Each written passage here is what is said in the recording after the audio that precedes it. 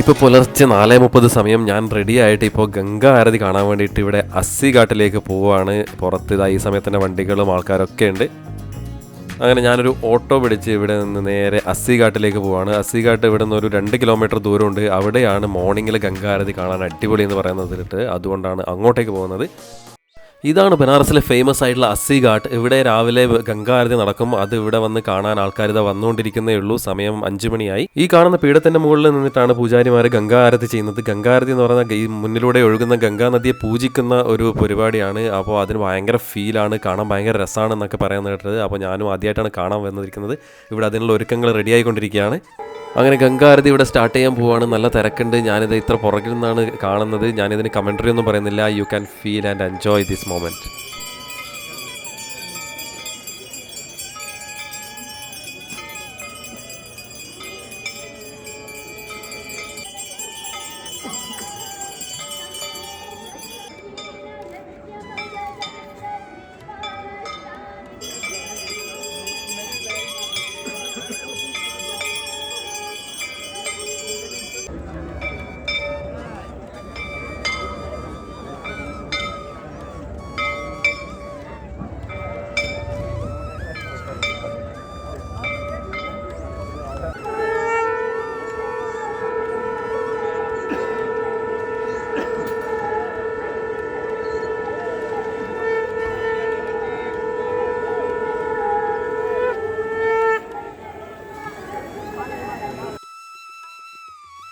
ഭയങ്കര ഒരു ഫീൽ തന്നെയായിരുന്നു. ആ ഒരു സൗണ്ടും ആ ഒരു സീനും കാര്യങ്ങളൊക്കെ. ഇതാ അവർ പൂജ കഴിഞ്ഞ് ഗംഗയിലേക്ക് എന്തോ ചെയ്യാൻ പോവുകയാണ്. അപ്പോൾ നേരം നല്ല വെളുത്തു. ഇവിടെ ബോട്ടുകളൊക്കെ ആക്റ്റീവായിട്ടുണ്ട്. ഇവിടെ വന്നു കഴിഞ്ഞാൽ മസ്റ്റായിട്ട് കാണുന്നതാണ് ഇവിടെ അസ്സി ഘാട്ടിലെ ഗംഗാ ആരതി. അതിനുശേഷം നമ്മളിനി പോകുന്നത് ഒരു മോർണിംഗ് ബോട്ട് റൈഡിനാണ്. അപ്പോൾ ഇവിടെ ബോട്ടുകളൊക്കെ ആക്റ്റീവായിട്ടുണ്ട്. നമുക്കിനി ബോട്ടിലേക്ക് പോവാം. അങ്ങനെ അസ്സി ഘാട്ടിൽ ഗംഗാ ആരതി കഴിഞ്ഞിട്ട് നേരെ ഗംഗാ തീരത്തേക്ക് വന്നു കഴിഞ്ഞാൽ നമുക്കിവിടെ ഇഷ്ടംപോലെ ബോട്ടുകൾ കാണാം. ആൾക്കാർ ഷെയറിങ്ങിലും അല്ലാതെയും നമുക്ക് പേഴ്സണലായിട്ടൊക്കെ നമുക്ക് ബോട്ട് എടുക്കാം. ഞാനിപ്പോൾ ഷെയറിംഗ് ബോട്ടിലാണ് പോകുന്നത്. ഷെയറിങ്ങിനാണെങ്കിൽ നമുക്ക് 100 രൂപ ഒരാൾക്ക് കൊടുക്കണ്ടു.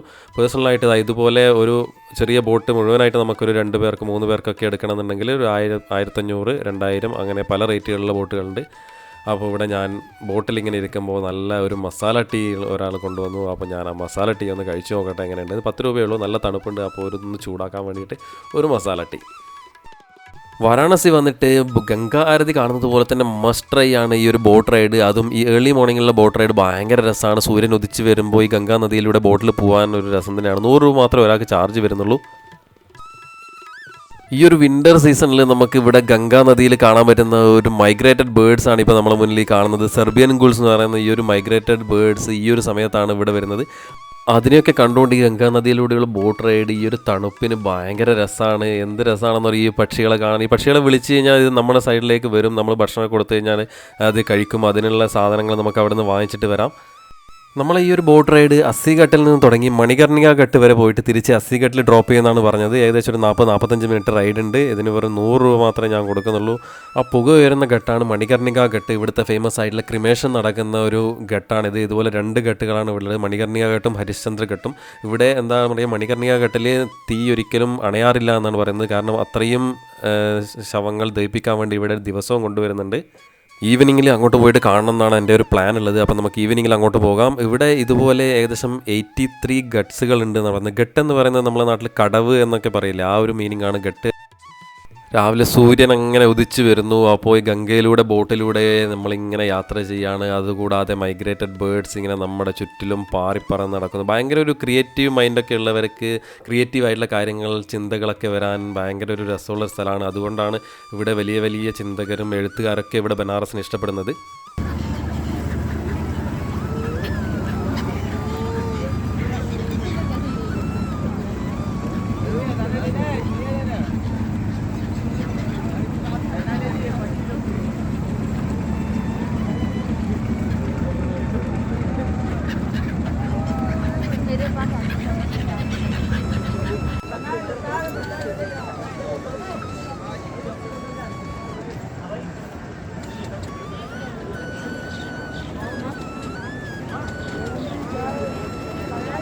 ഇവിടെ 83 ഘാട്സുകൾക്ക് ഓരോ ഘാട്ടിനും ഓരോ പേരുകളാണ്. മണികർണിക ഘാട്ട് നമ്മൾ കണ്ടു, അസ്സി ഘട്ട് കണ്ടു, അതുപോലെ തന്നെ ഫേമസ് ആയിട്ടുള്ള ഒന്നാണ് ദശാശ്വമേധ് ഘാട്ട്. അപ്പോൾ നമ്മൾ ഈവനിങ്ങിൽ അവിടെ പോകും. അവിടെയാണ് ഈവനിങ്ങിൽ ഗംഗാ ആരതി ഏറ്റവും അടിപൊളിയായിട്ട് കാണാൻ പറ്റുക എന്ന് പറയുന്നത്. ശരിക്കും ഭയങ്കര ഒരു ഫീലാണ് കേട്ടോ ഇവിടെ വന്നു കഴിഞ്ഞാൽ. എന്തോ ഒരു മനസ്സിന് എന്തോ ഒരു സന്തോഷമാണ്. കാരണം ഈ ഒരു സിറ്റി കാണുമ്പോൾ തന്നെ, ബനാറസ് സിറ്റി എന്ന് പറഞ്ഞു കഴിഞ്ഞാൽ തന്നെ ഭയങ്കര ആൻഷ്യൻ്റ് ആയിട്ടുള്ള ഒരു സിറ്റിയാണ്. പണ്ട് കാലത്ത് ഉണ്ടാക്കിയ, വേൾഡിൽ തന്നെ ഭയങ്കര ഹെറിറ്റേജസ് ആയിട്ടുള്ള ഒരു സിറ്റിയാണ് ഈ കാണുന്നത്. അത് ഇത്രയും നന്നായിട്ട് മെയിൻറ്റെയിൻ ചെയ്ത് ഇപ്പോൾ കൊണ്ടുപോകുന്നുണ്ട്. മുന്നേ ഇത് ഭയങ്കര വൃത്തിയോടൊക്കെ ആയിരുന്നു. ഇപ്പോൾ ഗംഗാ നദിയെയും അതിന് ചുറ്റുപാടൊക്കെ നന്നായി ഡെവലപ്പായിട്ടുണ്ട്.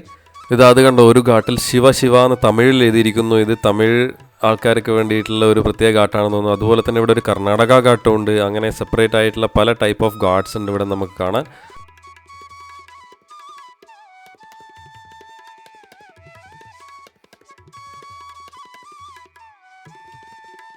അങ്ങനെ ബനാറസിലെ മോർണിംഗ് ബോട്ട് റൈഡ് എന്ന ഒരു പോയിന്റ് കൂടി ഞാൻ കടന്നിരിക്കുന്നു. ഇനി അടുത്തത് ഇവിടെ സുബഹി ബനാറസ് എന്ന് പറയുന്ന ഒരു പ്രോഗ്രാം ഇവിടെ അസ്സിഘട്ടിൽ നടക്കുന്നുണ്ട്.